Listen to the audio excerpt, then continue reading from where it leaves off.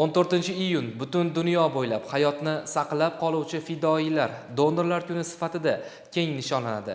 Donorlik bu oddiy insoniy yordamning eng oliy namunasidir. Viloyat qon quyish stansiyasi xodimlari tomonidan ham ushbu sana munosabati bilan tadbir tashkil etildi. Hozir shu haqda Inson hayoti davomida o'zgalar umrini saqlab qolish uchun 40 martadan ortiq donor sifatida qon topshirgan bo'lsa, bunday fuqarolarga faxriy donor nishoni beriladi. Gap aslida nishonda ham emas. Bu minglab kishilarga yangi hayot berish degani.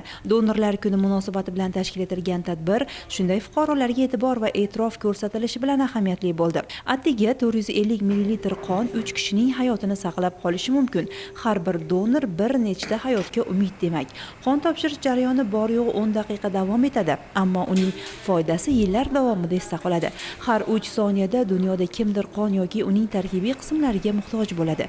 Shuningdek, doimiy donorlar o'z sog'lig'iga ham foyda keltiradilar. Qon topshirish qon aylanishini yaxshilaydi, yurak-qon tomir kasalliklarining oldini olishga yordam beradi hamda temir moddasining ortiqcha to'planishini kamaytiradi. İnsanlar qon topshirar ekan, kimdir hayotini saqlab qolish uchun mana shu qonini beradi. Bu bilan faqat bir insonga emas, balki bir oilaga, minglab insonlarga yaxshilik olib keladi. Mana shunday donorlar, hayotini saqlab qoluvchi insonlar yildan yilga ko'payib boryapti. Andijon viloyati qon quyish markazi viloyatda yagona bo'lgan qon markazi hisoblanadi. Bu yil mana shu bizga qo'yilgan reja 24 mingta bo'ladigan bo'lsa, hozirgi paytga kelib 10 mingdan oshiq insonlar qon topshirishadi. O'tgan yili 2025-yili bizda 7 tonna qon va qon komponentlari ishlab chiqarildi. Bu bilan juda ham ko'p insonlar hayoti saqlanib qolindi. Bizga kelayotgan insonlar qon topshirish uchun avvalo o'zini shaxsini tasdiqlovchi hujjatlari bilan bizga murojaat qilishadi. Biz har tomonlama ularni tekshirib, ichki ishlar bazamiz, narkologiya bazalari, sentrdagi bazalarni tekshirib, ularni har tomonlama sog'lom deb hisoblaganimizdan so'ng ularni qon topshirishga ruxsat beramiz. Avvalo ular birlamchi tekshiruvlardan, gemoglobin tekshiruvlaridan, terapevt tekshiruvlaridan o'tib, ular ham sog'lom ekan degan xulosa bergandan so'ng insonlar qonini olamiz.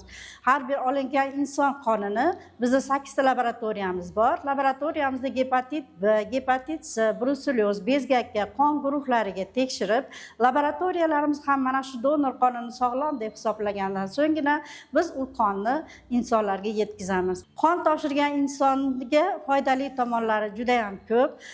Ayniqsa mana shu yillar davomida viruslar, infeksiyalar, har xil kasalliklar yuqtirgan insonlar, qon qo'yilish muammolari bo'lgan insonlarga biz donor bo'lib qon topshirishni maslahat beramiz, chunki qon topshirganda mana shu organizmda yillar davomida yig'ilgan viruslar chiqib ketadi, infeksiyalar chiqib ketadi. Aynan 1 ml qon chiqib ketganda mana shu tarkibida 10 mingta kopiya virus organizmdan chiqib ketadi. Bu degani organizm yangilanadi degani. Suyak ko'mikdan yangi qon ishlab chiqaradi, odam yosharadi, uni fiziologik holati yana ham kuchayadi. U avvalgidan chaqqonroq, avvalgidan ham zehnliroq bo'ladi. Miya faoliyati, hayot uchun zarur bo'lgan organlar faoliyati yana ham yaxshi ishlay boshlaydi. Attiga bir martagina qon topshirgan inson mana shu ham o'zini sog'lom qiladi, ham kimdir hayotini saqlab qoladi. Bu juda ham katta, oddiy, lekin oliy qahramonlik hisoblanadi.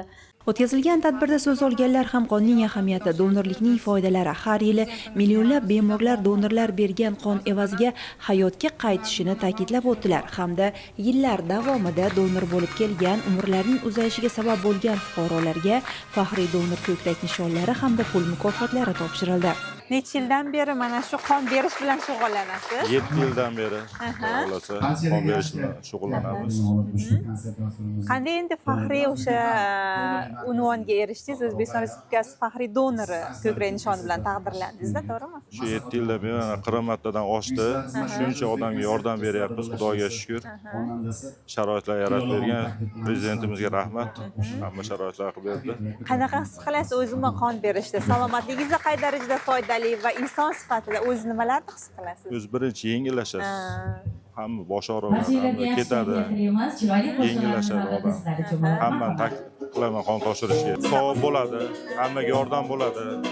Kasallarimizga yaxshi bo'ladi, yordam bo'ladi. O'zi qoningiz necha yuradi sizda? 15 yuradi, 14-15 yuradi. Bu siz uchun foydali demak-a? Donor bo'lish nafaqat jasorat, balki mehr va mas'uliyat timsolidir. Mana bugun Andijon viloyatida Butunjahon donorlar kuniga bag'ishlangan mana tadbir bo'lib o'tdi. Bu tadbirning asosiy maqsadi birinchi o'rinda umuman butun dunyoda o'tkazilishidan maqsad birinchidan donorlarning ahamiyatini yana bir bor esga solish va shu bilan bir qatorda shu insonlarda donorlik madaniyatini shakllantirishdan iborat va bugungi kunda mana Andijon viloyatida ham ushbu donorlik yo'nalishida xalqimiz, huquqni muhofaza qiluvchi organlar, talabalar, yoshlar va qolaversa faol jamoatchilik mana birlashib qon topshirib kelishadi va bu albatta juda ham muhim, sababi har yili, har kuni qonga muhtoj bo'lgan insonlar duch keladi va ushbu jarayonda shu jamiyatda birlashish juda ham muhim deb hisoblayman va bu harakatni, ya'ni donorlik madaniyatini yanada yuksaltirish, yanada rivojlantirish, aholi orasida